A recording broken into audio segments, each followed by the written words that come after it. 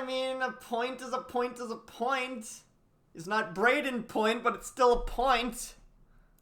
Bruins lose 5-4 in overtime against Tampa Bay. I'm not going to lie.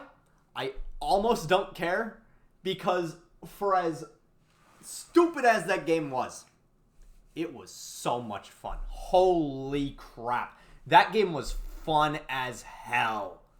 Well, we want to talk about playoff.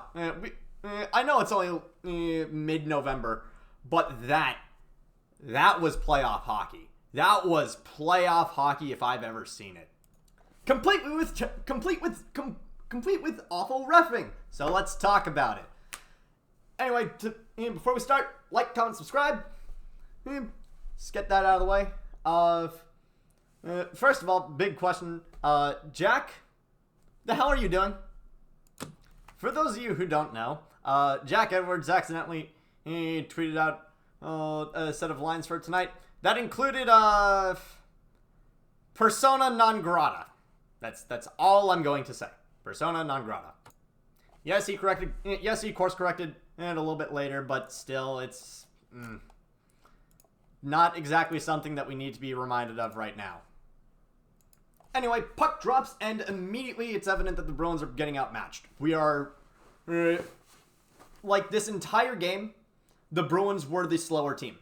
And the Bruins were also kind of the less aggressive team, which is a little bit weird to say, but Tampa came out fast, and they came out strong.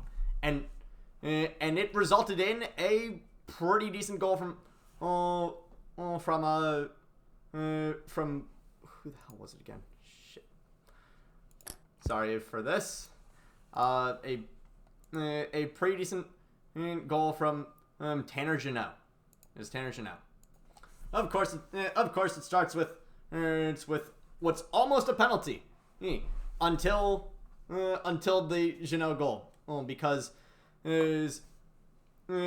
Tyler Mott is, for all intents and purposes, has a breakaway, and McAvoy is right behind him so much that he's basically leaning into his ear and saying, "I'm gonna get you, motherfucker," and it trips Mott up enough to where he cannot get a clear shot on net, which normally would result in a penalty shot.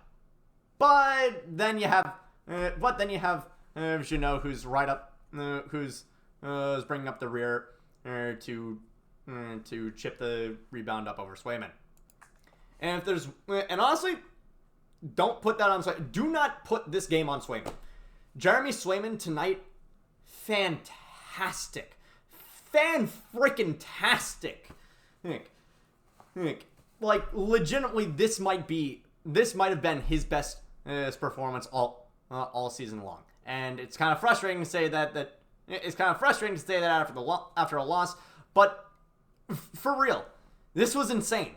He did not give up a goal to Nikita Kucherov, who has scored 16 points in the last 7 games. Oh my god.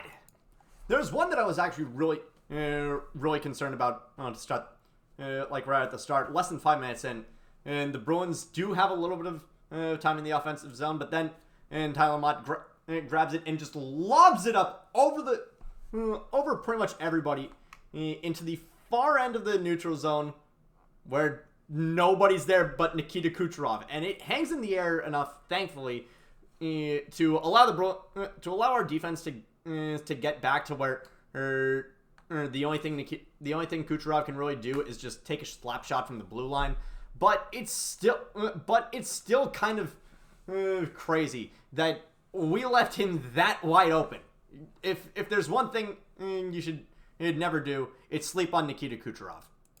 But after this first goal, which is the first time in I think 7 games that the Bruins have let up the first goal, well, we get a little bit of momentum back. Zaka almost has one, and he does some nifty stick work. He almost gets it past Jonas Johansson, but then he catches iron. Ugh. It's so frustrating. And I love Zaka. I love Zaka to death. And thankfully he gets thankfully he gets what he needs. It's a little bit later on. And at about 9 minutes in Pasternak screaming in and slows down. We all think that he's going to score because this is what he does. He doesn't. He just passes it. He just passes it to the side against everybody's momentum. And Zaka's there to just chip it up and in. Oh man, great redemption arc from Zaka there. Now, if there's one player whose performance I was not impressed with tonight, unfortunately, that player is Mason Lohrei. Look, I know he's young. I know he's fighting for a spot on this roster, and let's be honest, he's been all right. This was the first definitively bad game that I can say that Lohrei has had, which it's okay. It's okay. You're going to have good games and bad games. But this game, oh my god, he was out of position, and there's a specific part in, I think, the third period that we are going to get into because it was kind of frustrating to me. But, oh my god, Lohrei just could not really commit to anything tonight, and it was frustrating. It made me think, okay, we're only 4 days away from when Grizzly could conceivably come off of LTIR. Do we send him down? And the answer is, I don't know. Do we send him down? Do we send Mitchell down? Do we do we send Mitchell down and keep Lohrei as our 7th? Do we send Lohrei down and keep Mitchell as our 7th? And honestly, after tonight, I can't really decide on either. Neither of them were really that good. Mitchell had a few mess ups, and Lohrei had a few mess ups. It's okay. You're going to have a few mess ups. A rookie season is when you're supposed to be a little bit raw. And I know for Mitchell, it's not exactly his rookie season. He played 41 games last season. But this is where you're supposed to iron out a few of those flaws. It's too bad that it led to a few goals tonight. But heading into the second period, we get to everybody's favorite game, the ref puck. Second period is when pretty much shit hits the fan in the second period. Mikey Eyssimont, I'm going to be real. Mikey Eyssimont has always been a pest. I specifically remember Mikey Eyssimont for one particular thing. Mikey Eyssimont, right here. He was essentially the first. He was essentially the subject of the first game review that I did after switching from Zoom to OBS, which I still can't believe that I did almost a year and a half of that I did over a year and a half of Into the Den on OBS. Yes. Which, by the way, I still find it hilarious how this video in particular has more views than my Game 7 than my Game 7 meltdown. That's kind of funny. But the reason why Eyssimont was the subject here is because we go to the actual game. The dude had 3 freaking penalties back to back to back in the second period alone. Oh my god. So Eyssimont is being a freaking pest, like he has been in the past. Yes. And the Bruins end up taking the bait pretty much. 2 penalties in the second period were penalties that were incurred against Mikey Eyssimont, and Lindholm going for boarding and Carlo going for roughing. And oh my, honestly, as soon as these happened, it's like, oh my god, somebody actually woke up Jack. Yeah, Jack Edwards was very, very, very animated tonight, especially in the second period. And as he probably should have been. And I'll give Tampa this. Jonas Johansson, he was going pretty tit for tat with Swayman. Yes, it's kind of hard to say that they went exactly 1 for 1 when Tampa had 46 shots on goal and we only had 27. But Johansson was making some plays that I was making some saves that I wouldn't have been surprised to see Swayman make. But yes, anyway, second period reffing. It's not exactly about what they called. It's more about what they didn't call, because the Bruins had at least 3 odd man rushes in the second period that were completely nullified by some sort of tripping or hooking, and none of them got called. None of them. Not a goddamn one. And you can clearly tell that Pasta is not having any of it. He is pissed. Very, very, very pissed. Like, this is the most combative I think I've seen David Pastrnak in a while. Oh. And it definitely came out on the ice in the third period. Because as we go into the third, oh man. Third period starts, it's not really anything to write home about for the Bruins. We're getting caved in our own zone. But then David Pastrnak. Ooh, Pasta. He says, fine, I'll do it myself. Well, he finally ends up generating some offense on his own. And cuts the and ties the game up. And then less than 2 minutes later. Less than 2 minutes later.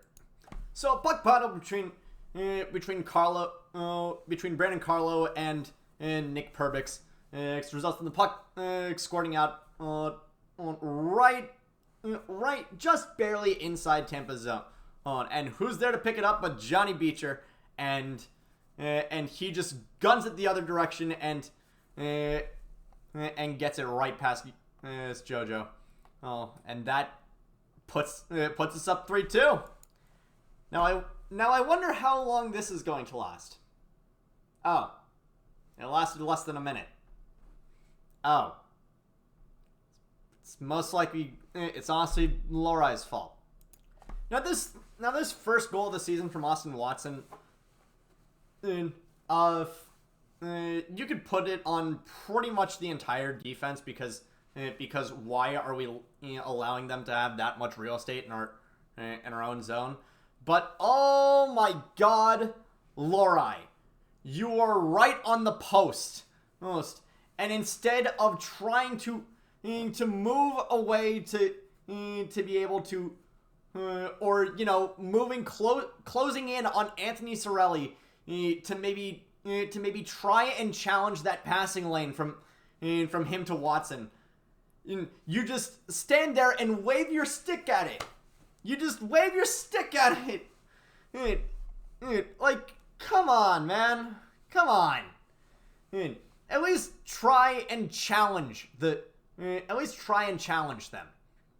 If you're going to play defense, play defense. So the game's all tied up at 3, and it's getting a little bit more fast paced, particularly from Tampa. The Bruins, it feels like they're stuck in third gear, while Tampa's is up in 5th gear. But we do eventually shift up as JVR. Oh my God, JVR might genuinely be one of the most underrated free agency signings and things in recent Bruins history. This is insane. Insane. He is contributing so freaking well to this team. He bullies the puck through the neutral zone and chips it up into the offensive, and chases after it like a dog off his leash. Gets the puck behind the net in the trapezoid, and he holds it, and he sees Coyle just gunning it up the side, and he lays it up, and Coyle just slams that shit in. 4-3 Bruins with 4 minutes left in the game. How are we gonna screw this one up? Well, Beecher could take a high-sticking penalty against Darren Rauch with 2.5 minutes left in the game, forcing us to defend 6-on-4 for 2 minutes straight, barely giving us any time to actually breathe. We're not that great at puck possession in our own zone, so it just feels like 2 consecutive minutes of the puck in our own zone until Steven Stamkos finally puts us out of our misery, with 5 seconds left in the game. Yes, I know that's after the penalty ends, but let's be real, the Bruins suck in their own zone enough to where it still felt like we were 6-on-4 there. And then we get to the point where I knew that the Bruins were going to lose. When we started overtime, and the little graphic on the Chiron in the right hand corner said that Tampa had not won a game in overtime. Really, you're really going to bring that up? You're really going to bring up the fact that Tampa has not won a single game in overtime? Because as soon as they said that, I knew, oh great, we're going to be terrible with puck possession, and we're going to give up a bad turnover, and Swayman's going to be left on an island. And what happened? And after bad puck possession in our own zone, Pasta just says, fuck it, yeet! And it goes right to Braden Point, who passes it to Hedman. Hedman just chips it to Hagel. It's a 2-on-1, and Hagel and Hedman versus McAvoy. I love McAvoy. That's rough. That's just rough. And that puts the game away. Yes, frustrating end to a game. But oh my god, for 59 minutes and 55 seconds, that was a fun as hell game. And honestly, it definitely reminded me why I love hockey. Because when shit like this happens, it's like, okay, this is cool. This is so much fun. It feels like an unstoppable force meets an immovable object. And hey, tonight the unstoppable force won, and which feels a little bit frustrating. But we didn't suck. We didn't suck. Yeah, now sure, all of our young guys tonight, except for Beecher, kind of fell asleep on the job. Laura, I have already noted his problems, but Oscar Steen, Jacob Lauko, and Matt Patra, I love all of you, but all three of you essentially got benched for the entire third period, and honestly, with the way you guys were playing in the first 2 periods, you kind of deserved it. None of them really contributed to the game, and as a result, they understandably got less ice time. Now, does that mean that this is going to be permanent for them? No, God no. Oh, but you play bad, you get a little bit of a discipline for it, and that's exactly what happened. And now, this is the last game that I record in this dorm for until next until what was it? Do we play next? No, we play Monday because or Tuesday. Whenever the hell the first game is after Saturday because we have the what was it? I think we have the Devils and then the who do we have? Who the hell do we have? We have the Panthers and then the Rangers because we always play the Rangers around Thanksgiving. Like it always happens. We always end up playing against the Rangers during Thanksgiving break. And honestly, it's gonna be fun. It's gonna be fun.